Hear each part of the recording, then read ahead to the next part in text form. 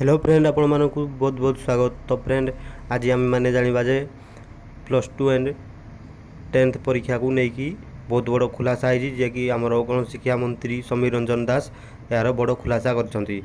तो friend जानापी video को last जाए देखूँ। चैनल जदि आपने प्रथम कर वीडियो देखुं ताहले एबे चैनल को सब्सक्राइब करूँ एंड वीडियो को गोटे लाइक कर दिंतु। तो फ्रेंड चलतु एबे वीडियोटी स्टार्ट करवा आम जाना कौन बड़ खुलासाटी है।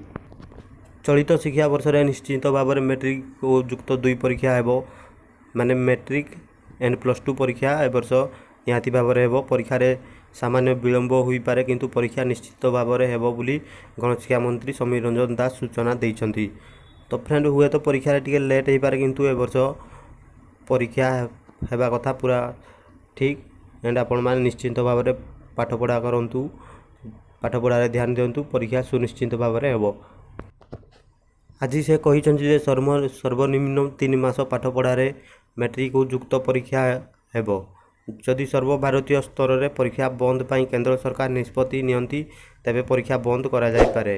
तो फ्रेंड आपण माने बुझी पारथिबे जदि केंद्र रु आसीबो निष्पत्ति निया जिवो जे परीक्षा हेबोनी ताहले तो हुए तो परीक्षा बंद हो पारे।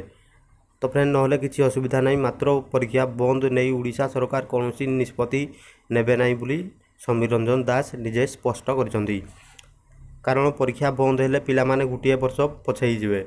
तो फ्रेंड यह भी एक सत कथा जे गोटे वर्ष पछई जिवे पिला माने जदि परीक्षा बंद हो जाई पारे।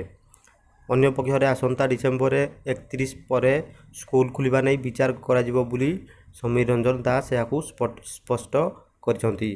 तो फ्रेंड आपण माने सब तो बुझी पारथिबे ए वर्ष परीक्षा हेबाडा सुनिश्चित कहीं केंद्र सरकार जदि आमर बंद करने चाहिए तो बंद हो पार ना ओडिशा सरकार चाहिए भी बंद हो पारनी बोली समीर रंजन दास निजे कहते। तो फ्रेंड आज वीडियो ये जदि भल लगे लाइक करूँ एंड वीडियो को समस्त स्टूडेंट को पाखक शेयर कर पहुँचातु।